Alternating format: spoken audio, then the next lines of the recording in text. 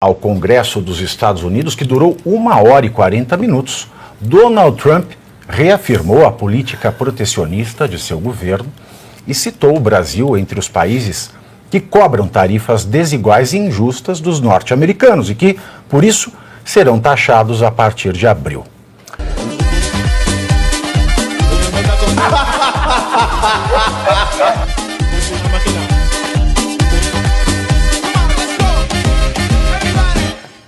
Em seu primeiro discurso, que para quem não fez, FISC é speech, tá?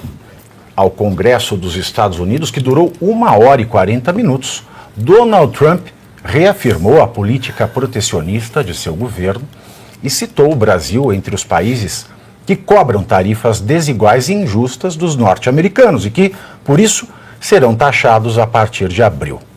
Vamos acompanhar. If you don't make your product in America, however, under the Trump administration, you will pay a tariff, and in some cases, a rather large one. Other countries have used tariffs against us for decades, and now it's our turn to start using them against those other countries. On average, the European Union, China, Brazil, India, Mexico, and Canada, have you heard of them? And countless other nations charge us tremendously higher tariffs than we charge them. It's very unfair. April 2nd, reciprocal tariffs kick in. And whatever they tariff us, other countries, we will tariff them. That's reciprocal, back and forth. Whatever they tax us, we will tax them. Olha, eu por um momento achei que eu estava vendo um trecho do Oscar, porque o Trump está dourado, parecia a estatueta de terno e peru. É uma coisa, mas está aí, né, o Trump se fazendo valer da reciprocidade. E o Lula já tinha falado, né, que aqui no Brasil, se o Trump taxar o imposto do brasileiro, taxar com imposto norte-americano, o brasileiro que exporta para lá, ele também vai taxar o exportador. Então, o Lula aí, né, ao invés, confundindo a reciprocidade. Aqui se confunde tudo. Reciprocidade com dupla penetração, democracia com fascismo, coragem com covardia. Este país está à beira do abismo. O forte pronunciamento de ontem se estendeu com Trump, destacando os avanços obtidos nas primeiras semanas do seu mandato. O republicano citou o fortalecimento da segurança pública por meio das deportações de imigrantes ilegais. Ressaltou a ideia de redefinir o Golfo do México como Golfo da América e mencionou a decisão estratégica de retirar os Estados Unidos da Organização Mundial da Saúde. Ao falar sobre política internacional, Trump revelou ter recebido uma carta do presidente da Ucrânia, Volodymyr Zelensky, que manifestou interesse em retomar as negociações para o fim do conflito contra a Rússia, superando a discussão da semana passada. Aliás, uma pesquisa da CBS News revelou que 76% dos seus espectadores que assistiram o discurso de Donald Trump na sessão conjunta do Congresso aprovaram suas declarações. O levantamento foi realizado imediatamente após a fala do presidente americano e entrevistou 1.207 adultos que acompanharam a transmissão. Luiz Arthur Nogueira, vai ter dupla penetração no Brasil? Vivi, aqui a gente explica e descomplica a economia. É um tema polêmico. Por que 76% dos americanos aprovam? Porque é uma medida populista do Trump. Ele está dizendo o seguinte, olha, eu vou proteger o seu emprego, vou proteger a nossa indústria. Perfeito. O que ele não contou ainda para os americanos, que eles vão pagar muito mais caro por isso. A inflação vai subir, os juros vão subir e ele pode gerar uma recessão econômica, gerando desemprego depois.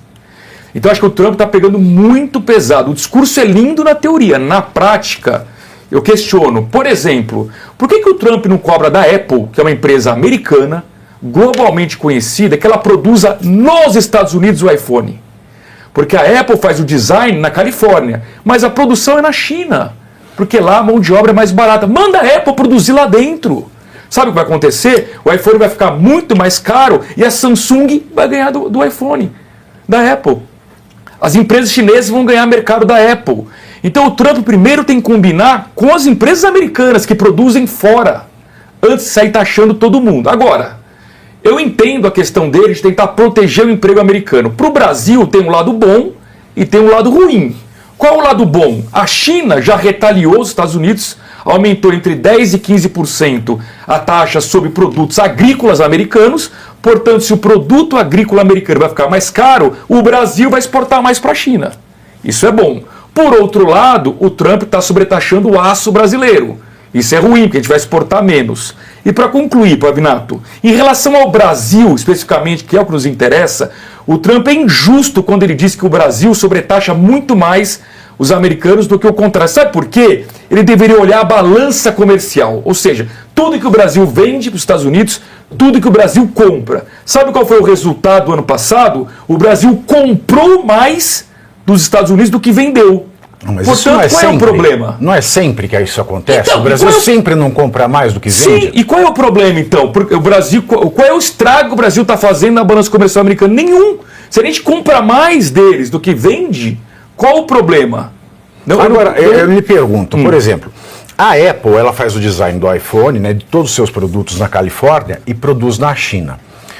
Essa remessa da China, da Apple, da terceirizada, seja lá o que for, para a Apple nos Estados Unidos, não corre o risco de ser taxado?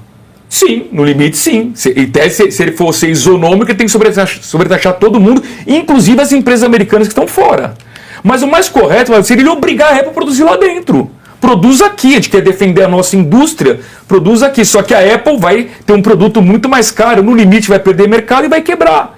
Então, o mundo é globalizado. E é importante ficar claro o seguinte: o Trump, nesse aspecto, ele não tem nada de liberal na economia. Eu sou economista liberal, eu sou agenda Paulo Guedes. O Paulo Guedes jamais aprovaria o que o Trump está fazendo. Então ele vai na contramão de quem defende o liberalismo econômico. Isso parece muito mais uma agenda do Lula do que uma agenda do Bolsonaro. Agora, uma coisa que eu acho bonita é essa ocasião em que o presidente ele vai prestar contas aos representantes do povo. Porque aqui no Brasil a gente não tem ninguém que presta conta para a gente, muito pelo contrário. Nós é que temos que prestar contas para as autoridades do que nós estamos fazendo. O que a gente vê no Brasil, quando a gente vê uma cena como essa, independentemente do acerto ou do erro, eu acho que isso é um símbolo, tem um simbolismo, essa ocasião tem um simbolismo muito forte, porque nós vivemos num país hoje em que nós, que a Constituição, né, diz que todo poder emana de nós, mas a gente tem que prestar conta para os homens públicos. Se a gente critica alguém do governo executivo, nós somos perseguidos pela AGU.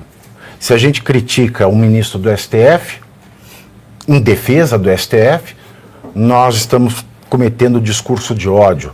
A nossa vida é devassada. Se a gente critica um parlamentar, esse parlamentar ele entra com medidas de difamação e danos morais contra a gente. Ou seja, o Brasil, quando a gente olha essa cena, além desse problema que vai ser a reciprocidade na taxação, eu pelo menos fico muito triste em ver que aqui no Brasil a gente tem que prestar conta de tudo que a gente faz para os nossos representantes e não o contrário. Vivi, só uma última informação para todo mundo comentar. Sabe qual foi o déficit dos Estados Unidos em relação à China o ano passado? 296 bilhões de dólares. Sabe qual foi o déficit do Brasil com os Estados Unidos? 295 milhões de dólares. Ou seja, o Brasil é completamente irrelevante. Colocar o Brasil no mesmo balaio da China não faz nenhum sentido. Você vê, Pavinato, isso que você mencionou das autoridades lá estarem, inclusive os juízes da Corte Suprema dos Estados Unidos lá estavam, sem fazer grandes arroubos, sem grandes aplausos, estavam lá cumprindo o protocolo de estar lá. E lembrando que eles não dão entrevistas, né, não participam de palestras na faculdade falando seu posicionamento político, não falam sobre casos que vão julgar, que é assim como deve ser uma Suprema Corte. Independente da gente concordar ou não com o Trump, é bom lembrar que esse foi o discurso que ele fez durante a campanha e está cumprindo o que prometeu. Ele falou que faria isso e está fazendo. O discurso dele foi bastante longo, né, como é natural, mas abrangeu vários temas, ele sempre fala ali de cabeça. A pauta woke, ele falou também bastante disso, né, até com uma verborragia mais forte. O que ele falou do woke? Conta falou que que agora é só homem e mulher, que acabou pauta woke, que só existem dois sexos, que no governo americano não tem mais isso de diversidade, mas nesse sentido de que essa diversidade é uma diversidade que ela é falsamente diversa, ela é totalitária, foi nesse sentido, de que não não é uma diversidade, é um totalitarismo imposto para silenciar vozes que discordam. Foi mais nesse sentido, e óbvio que na mídia já está sendo tratado como, nossa, ele acabou com a diversidade, um discurso preconceituoso, que não é nada disso, que fique claro. Falou da guerra na Ucrânia, que é importante falar que a guerra da Ucrânia não admite uma análise binária. Existem diversos interesses de séculos envolvidos. Tem diversos vídeos na internet circulando de jovens ucranianos sendo pegados à força pelas forças ucranianas para levar para a guerra, porque ninguém mais quer ir para a guerra porque sabe que é uma guerra perdida e que vão morrer. Então, eles fugindo, né, fazer até aquela analogia com o Round Six, coloca a musiquinha lá, vai o exército ucraniano e pega o jovem à força porque eles estão fugindo de qualquer jeito. Aí teve aquele deputado Al Green, que é uma espécie de Ivan Valente americano, foi expulso, porque ele ficou de propósito de pé, acho que até imaginando que o discurso do Trump é mais longo, foi expulso lá por não cumprir a urbanidade ali que o momento demanda. Ele cumpriu novamente, falou de sair da OMS, esses órgãos globalistas que sequestram o poder de soberania, falou essa questão de 76% aprovaram o discurso, muito provavelmente são pessoas mais ligadas a ele, porque naturalmente quem não gosta do Trump, normalmente os democratas, provavelmente não assistiram, mas assim, é agenda vitoriosa, ele falou o que tinha que falar, acho que foi duro em alguns termos, como o Arthur colocou a questão do Brasil, está meio desbalanceado o discurso, mas acho que tem mais coisa por trás envolvendo o Brasil, que ele está querendo dar uma cutucada no Brasil, e o Lula já deu suas respostas atravessadas em outros discursos do Trump, aquela celeuma com o Zelensky, que falou que foi a pior coisa que ele já viu, enfim, acho que tem muita coisa para acontecer em relação ao Brasil, Pavinato. Tem, doutor Ana Paula. Então, primeiro você curte, que é o preço deste programa. Quanto vale o ingresso para ver este palhaço neste picadeiro bonito? Vale uma curtida. Vale o seu like, o seu joinha, o seu gostei. Então, a sua obrigação é curtir. Se puder, comente, porque quem comenta ajuda no engajamento. Então, primeiro C é curtir, segundo C é comentar, o terceiro C, o que seria muito louvável, seria você compartilhar. Tem um link que é a setinha, uma setinha assim, meia bomba. Sabe aquela, a setinha da pipa do vovô que se esforça? Você vai lá, copia o link, cola no seu Orkut, no seu Facebook, no WhatsApp, no Telegram, manda sinal de fumaça, pombo correio, não é pombo correio do banheiro, é o pombo correio que leva as mensagens, você passa para todo mundo que você gosta, para quem você não gosta, você também passa. Então, ó, curtiu, comentou, compartilhou, e se puder, se quiser, se o seu bolso comportar, e se seu coração assim permitir, contribua com este programa que vai substituir o Jornal Nacional. Olha que pretensão maravilhosa, hein?